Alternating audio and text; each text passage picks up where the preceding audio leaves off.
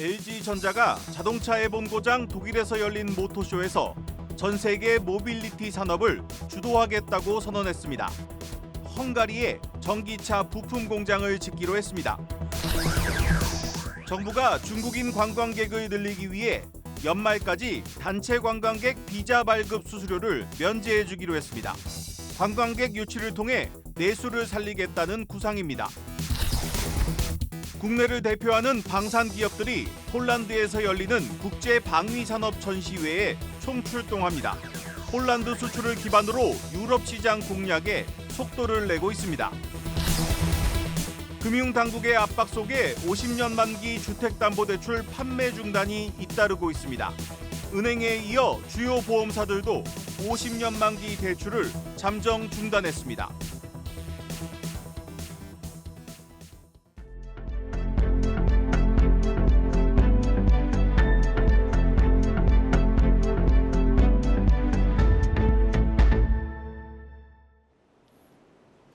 뉴스플러스 시작합니다. 첫 소식입니다.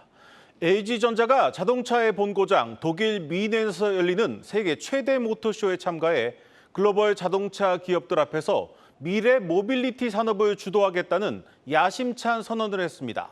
유럽에 새로운 전기차 부품 공장을 짓겠다는 계획도 발표했습니다. 취재 기자 연결합니다. 정재용 기자, 자세한 내용 전해주시죠. 네, LG전자와 마그나 인터내셔널 합작으로 탄생한 LG 마그나 이파워트레인이 헝가리에 전기차 부품 신규 공장을 짓습니다. 방금 전 LG전자는 독일 미넨에서 열린 모터쇼 IAA 2023에 참여해 미디어 컨퍼런스를 열고 이같이 밝혔습니다. 신규 공장은 헝가리 북동부 미츠코시에 연면적 2만 6천 제곱미터 규모로 건설돼 2025년 완공을 목표로 합니다. 이는 이달 가동을 앞둔 멕시코 신규 공장보다 더 큰 규모로 LG 마그나가 유럽의 생산 기지를 구축하는 건 이번이 처음입니다. 해당 공장에서는 구동 모터 등 전기차 파워트레인 핵심 부품들이 생산될 예정입니다. 네, 정 기자, 이 LG전자의 멕시코 공장이 이달 중에 가동을 시작하는데 이것이 이제 북미 시장을 겨냥한 것이라면 이 새 공장을 유럽에 짓겠다고 하는 건 유럽에도 그만큼 수요가 많다는 뜻이겠죠? 네, 맞습니다. LG전자 전장 사업은 현재 풀가동 상태입니다. 올해 상반기 말 기준 VS 사업본부의 평균 가동률은 100.2%로 지난해 같은 시기 85.3%보다 더 높은 수준입니다. 이달 가동을 시작하는 멕시코 공장에서는 GM 전기차에 탑재되는 모터 등이 생산되는데 연간 100만 대가량의 전기차에 들어갈 수 있는 부품 생산 능력을 갖췄습니다. 이보다 규모가 큰 헝가리 공장 생산 물량은 주로 폭스바겐, BMW, 벤츠 등 유럽 프리미엄 자동차 브랜드에 공급될 전망입니다. LG전자가 올해 처음으로 독일 미넨 모터쇼에 참가한 이유도 이들 프리미엄 브랜드를 공략해 대규모 수주를 더 늘리겠다는 의도입니다. LG전자 전장 사업은 올해 말 100조 원에 달하는 수주 잔고를 기록할 것으로 예상됩니다. 이에 따라 VS 사업본부의 연매출도 처음으로 100조 원 돌파를 앞두고 있습니다. 지금까지 뉴스 콘텐츠국에서 한국경제TV 정재용입니다. 국내를 대표하는 방산 기업들이 내일부터 폴란드에서 열리는 동유럽 최대 규모 방위 산업 전시회에 총출동합니다. 폴란드는 지난 한 해 동안 우리 무기를 17조 원어치나 사들이면서 일약 큰 손으로 떠올랐습니다. 올해는 그 2배에 가까운 30조 원어치 수출 계약이 가능할 것이란 전망이 나오고 있습니다. 배창학 기자의 보도입니다. 내일부터 나흘간 폴란드 키엘체에서 국제방위산업전시회 MSPO가 열립니다.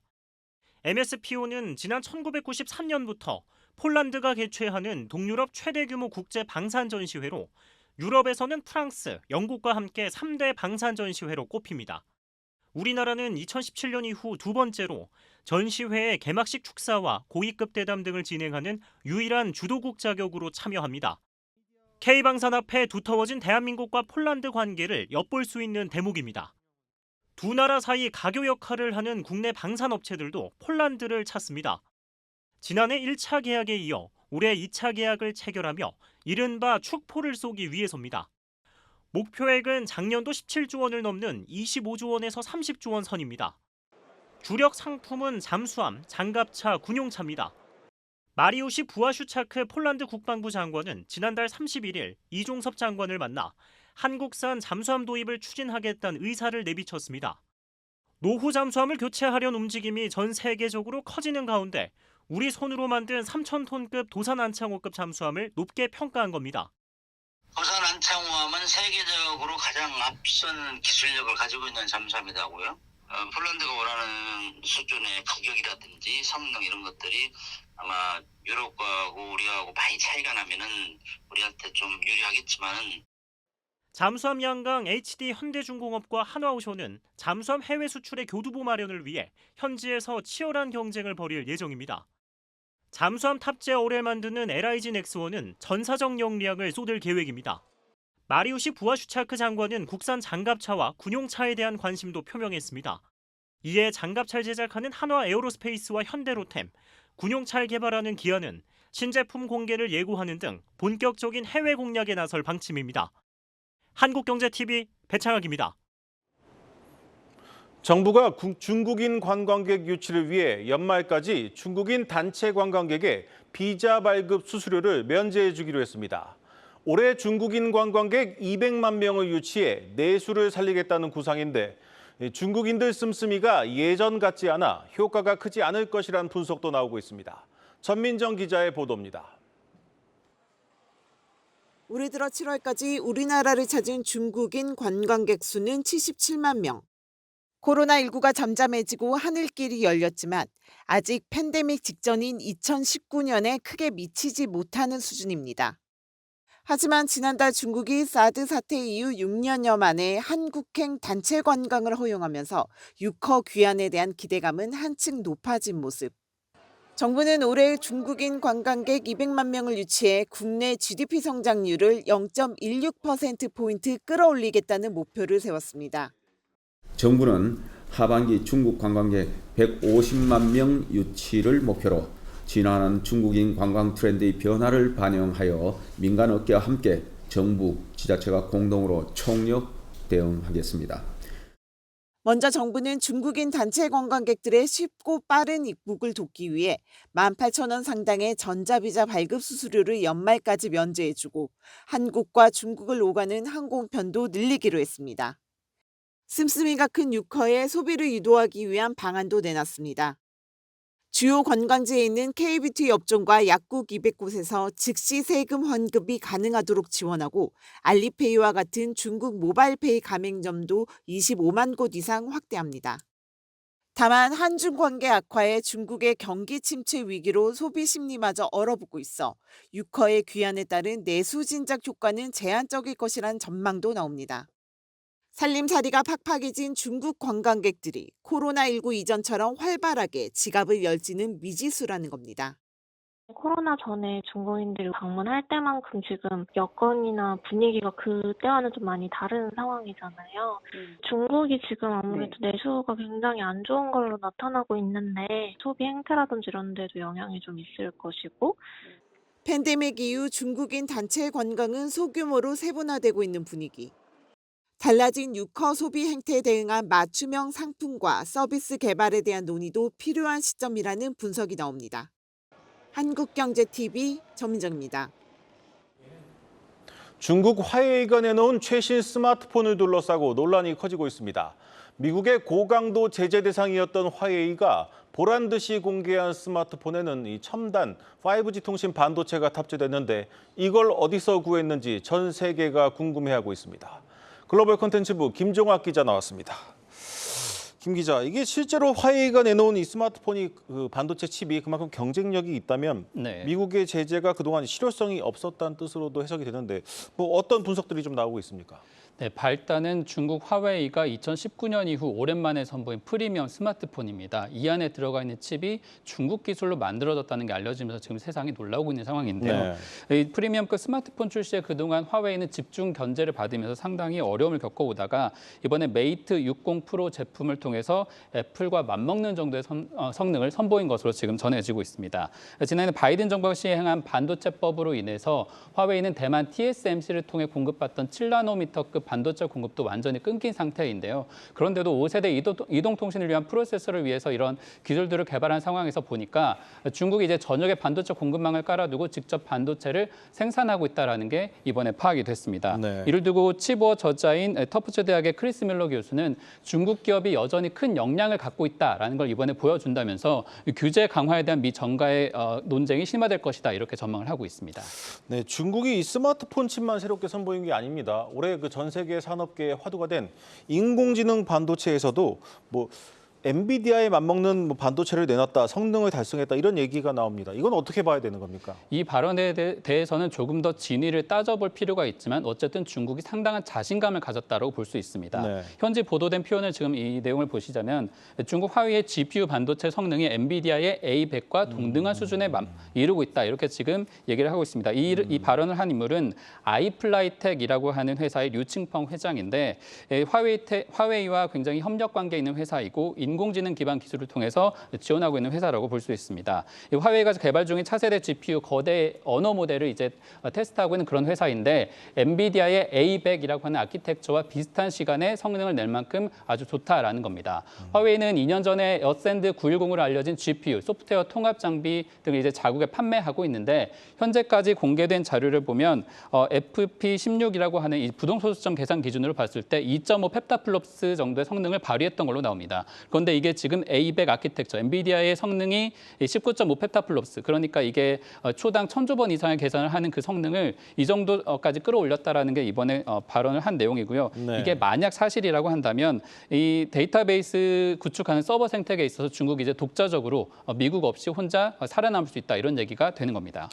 네, 중국이 뭐 자체적으로 이 GPU 설계와 생산을 꾸준히 시도해 왔다고는 하지만 그래도 상당히 이 단기간에 그 엔비디아에 근접한 성능을 낸다는 게 이게 실제로 좀 가능한 얘기입니까?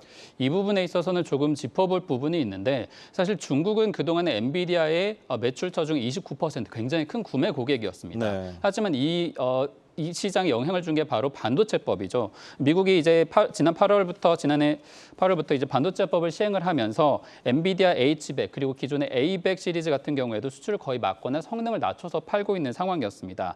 엔비디아 입장에서는 자연스럽게 매출이 줄어드는 건데 더 큰 문제는 그동안 중국이 갖추지 못했던 이 인공지능 반도체 성능 운용 문제까지 해결할 수 있는 기회를 얻게 된 겁니다. 이와 관련해서 젠슨 황 엔비디아 창업자가 한 발언이 있는데 지난 5월 파이낸셜 타임스와 인터뷰에서 중국이 이제 현재 직접 칩을 만들고 있다. 중국 시장에서 이제 미국이 점점 멀어지게 되면 엄청난 충격이 있을 수 있다. 이렇게 지금 우려를 하고 있는 상황이었고요. 네. 참고로 엔비디아는 본래 GPU도 잘 만들고 있지만 쿠다라고 하고 있는 이 플랫폼 기술도 상당히 뛰어납니다. 네. 저희가 이 윈도우를 이용하게 되면 거기서 잘 벗어나지 못하는 것처럼 인공지능 개발자들도 이 쿠다 플랫폼을 쓸 수밖에 없는 상황인데 중국이 이제 어쩔 수 없이 엔비디아를 쓰지 못하다 보니까 쿠다를 대신할 수 있는 자국의 SDK라고 하는 소프트웨어 키트를 통해서 스스로 자생할 그 환경을 아주 만들어내게 됐다. 이렇게 지금 판단이 되고 있는 네. 겁니다.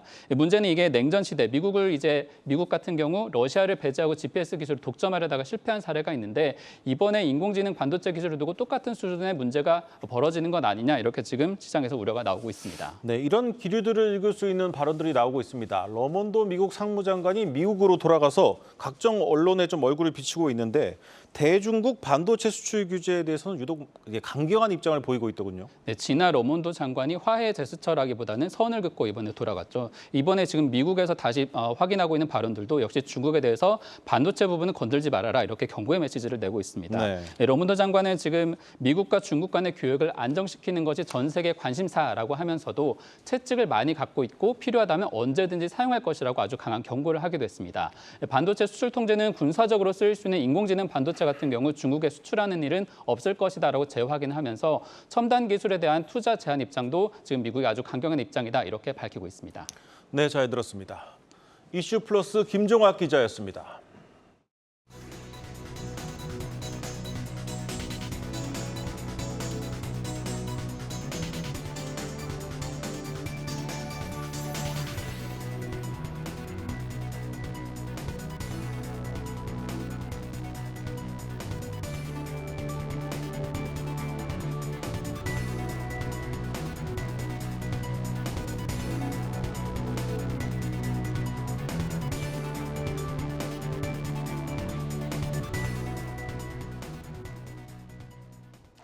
마켓플러스입니다. 오늘 증시에서 투자자들의 눈길을 잡았던 뉴스들 살펴보겠습니다. 첫 번째 키워드부터 보시죠. 포스코 손잡은 농슬라. 흔히들 주식시장에선 농기계 기업 대동을 농슬라라고 표현하는데요. 미국의 자율주행 자동차 기업 테슬라처럼 트랙터 등 농기계에 자율주행 기술을 도입했기 때문입니다. 대동이 포스코와 오늘 협력 소식을 발표했는데요.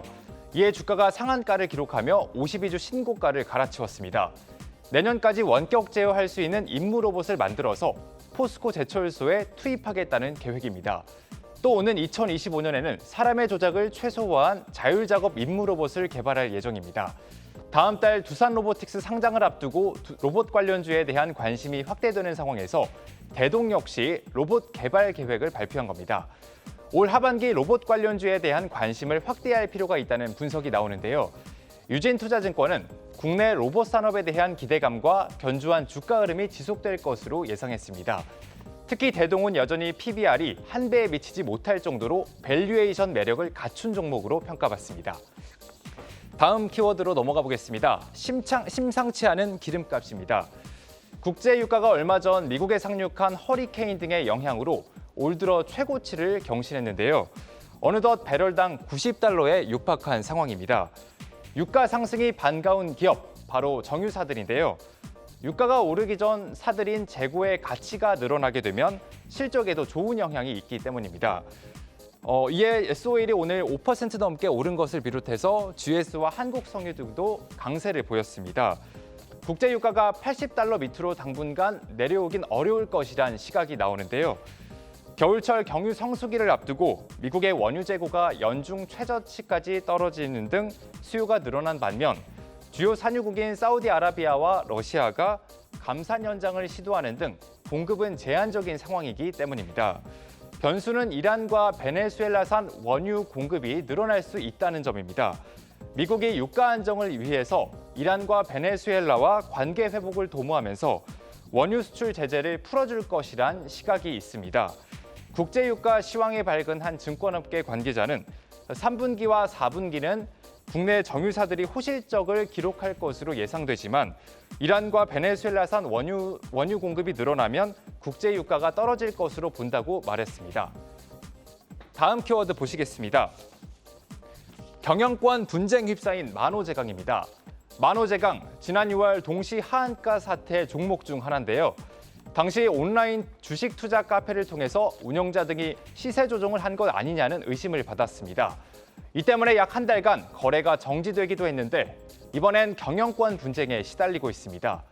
이 소식의 주가는 오늘 10% 넘게 올랐습니다. 만호제강의 기존 2대 주주인 MK에셋은 최근 공동 보유 약정과 장내 매수 등을 통해 지분을 추가 취득해서 최대 주주 자리에 올랐습니다. 이로써 지분이 19.87%까지 늘어나며 최대 주주 측 지분을 앞지르게 됐는데요.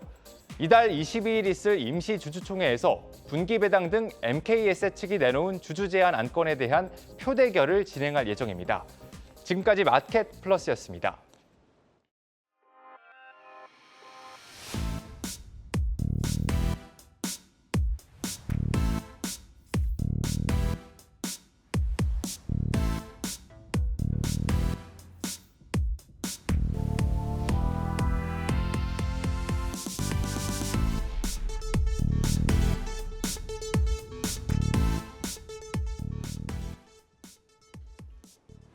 금융당국이 가계부채 급증의 원인으로 이 50년 만기 주택담보대출을 지목하면서 금융업계가 몸을 사리고 있습니다. 은행에 이어 주요 보험사들도 50년 만기 대출을 잠정 중단하기 시작했습니다. 이민재 기자의 단독 보도입니다. 삼성화재가 50년 만기 주택담보대출 판매 잠정 중단을 결정했습니다. 삼성생명도 금융당국의 정확한 지침이 있기까지 판매를 잠정 중단하기로 했습니다. 앞서 지난 1일 하나생명에 이어 50년 주담대를 취급하는 모든 보험사들이 판매 중단 결정을 내린 겁니다. 최근 당국이 은행과 제도 개선 방안을 논의한 것이 영향을 준 것으로 풀이됩니다. 보험사들은 가계부채 관리 등 정부 정책 방향에 따르겠다는 입장입니다. 50년 만기 주담대, DSR 등 깐깐한 규제로 대출을 받기 어려운 차주들이 긴 만기를 이용해 부담을 줄이는 목적으로 이용됐습니다. 그러나 가계부채 급증의 원인이자 규제 우회 수단으로 지목되면서 분위기가 달라졌습니다. 당국이 DSR 산출 기준을 강화하고 전방위 조사에 착수하면서 업계가 전반적으로 몸을 사리고 있습니다. 올해 들어 늘어난 가계부채 등을 이유로 9월 위기설이 계속해서 화두였던 만큼 이를 잠재우기 위한 당국의 압박이 더욱 거세질 것으로 예상됩니다. 다만 일각에서는 당국의 이런 압박이 가계부채 해결에 도움이 되지 않고 오히려 국민들의 내 집 마련의 꿈을 꺾을 수 있다는 우려가 나옵니다. 50년 대출로 이루려고 하는 것을 정부가 규제를 하는 것은 그렇게 바람직하지 못하고, 정부가 가계부채를 줄이려고 그러면 신용대출이라든지 줄이는 것도 하나의 방법이지. 한편 삼성생명 등은 금융당국의 지침을 확인한 후에 시스템 개선 등을 거쳐 판매를 재개할 예정이라고 밝혔습니다. 한국경제TV 이민재입니다. 라임과 옵티머스, 디스커버리 등 3대 펀드 사태에 대한 재수사가 시작된 가운데 이복현 금융감독원장이 오늘 국회 정무위원회에 출석했습니다. 재수사의 여파가 정치권 공방으로 이어지면서 상황이 조금 복잡하게 전개되고 있습니다. 현장에 나가 있는 취재기자 연결합니다. 박승환 기자. 네, 정무위원회 전체 회의가 진행 중인 국회 본관에 나와 있습니다. 네, 오늘 회의에서는 이 금융감독원장을 향해 질의가 집중됐다고요? 맞습니다. 여야 의원들은 금융감독원의 라임 펀드 조사 발표가 적정했는지를 두고 입씨름을 벌였습니다. 최승재 국민의힘 의원은 라임 사태는 수많은 투자자에게 천문학적인 금액의 피해를 안긴 사건이라며 정확하고 확실한 조사와 결과 발표를 주문했습니다. 반면 이용우 더불어민주당 의원은 금감원이 수사를 해야 될 사안을 선입견으로 공표했다고 지적했습니다. 이에 대해 이복현 금감원장은 당시 라임은 정상적인 환매가 안 되는 펀드였다면서 자본시장법 위반은 명백하다고 답했습니다. 백혜련 정무위원장은 원장 지시로 다선 국회의원이 내용에 들어간 게 맞냐고 물었고, 이 원장은 원래부터 있었고 잘 작성했다고 생각해 고치지 않았다고 말했습니다. 특정 수익자들을 빼는 것은 오히려 직무유기를 여겼다는 겁니다. 금감원장 발언 들어보시겠습니다. 이 환매 자체는 명백히 불법입니다. 그거는 제가 꼭 그 수사기관까지 안 가도 불법이라고 말씀드릴 수 있는 거고, 이 불법인 환매의 직접적인 수혜자가 특정 인물들이기 때문에. 네, 이 3대 펀드 사태에 대한 금감원의 재조사에 이어 검찰의 재수사가 본격적으로 이뤄지고 있습니다. 앞으로 어떻게 진행이 되는 겁니까? 예, 우선 김상희 더불어민주당 의원에 대한 특혜 시비를 둘러싸고 당장 미래에셋증권의 이목이 집중됩니다. 강민구 국민의힘 의원은 미래에셋증권에 대해 라임 자산 운용이 고유 재산을 투입할 걸 알고서도 투자자들에게 환매를 권유했다면 자본시장법을 위반한 것이라고 꼬집었습니다. NH투자증권을 비롯해 KB와 대신증권에 대한 CEO 징계가 금융위 결정만 남겨둔 가운데 금감원장이 원칙을 재차 강조한 만큼 수사 진행 상황에 증권업계 전반이 긴장하는 모습입니다. 지금까지 국회 정무위원회에서 전해드렸습니다. 국내 패션업계의 1위인 삼성물산이 해외 상품 사업부를 축소하는 조직 개편을 단행한 것으로 뒤늦게 확인됐습니다. 삼성물산 같은 대기업이 연말이나 연초가 아닌 때에 조직을 개편하는 것이 극히 이례적인데, 그만큼 패션업계의 분위기가 심상치 않다는 방증이라는 분석이 나오고 있습니다. 김예원 기자가 보도합니다. 해외 패션 브랜드를 국내에 도입해 판매하는 삼성물산 해외 상품 사업부. 2018년 이후 임원 2명을 1, 2부 체제로 운영해왔는데 올 상반기에 1개 부서를 폐지, 기능을 축소했습니다. 해체된 사업부는 부사장급이 맞던 곳으로 여기에 속했던 일부 브랜드들은 다른 부서로 쪼개서 재배치했습니다. 통상 조직 개편은 연말에 진행되는데 연중에 또 한 번의 조직 개편을 단행한 것은 이례적입니다. 삼성물산 관계자는 인사이동에 따른 자연스러운 업무 조정이라고 설명했지만 업계에서는 경기 부진 여파 속에 선제적 대응에 나섰다는 분석이 나옵니다.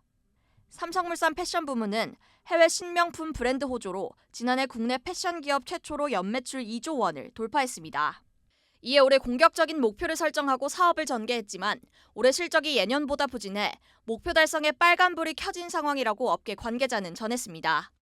올해 들어 소비 심리가 위축된 데다 소비자들이 해외여행을 위해 패션 소비도 줄이면서 값비싼 수입 브랜드 의류 소비가 악화된 영향을 피해가지 못했다는 겁니다.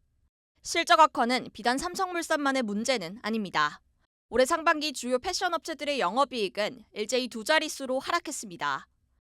이게 경기 불확실성이 생기고 금리도 높아지고 이게 조금씩 다 낮아지는 거예요. 전개하고 있는 브랜드들이 조금씩 다 낮아져서 지난해까지 호황을 누렸던 패션업계. 1위 업체가 사업부 축소에 나설 만큼 불황의 그림자가 짙어지고 있습니다.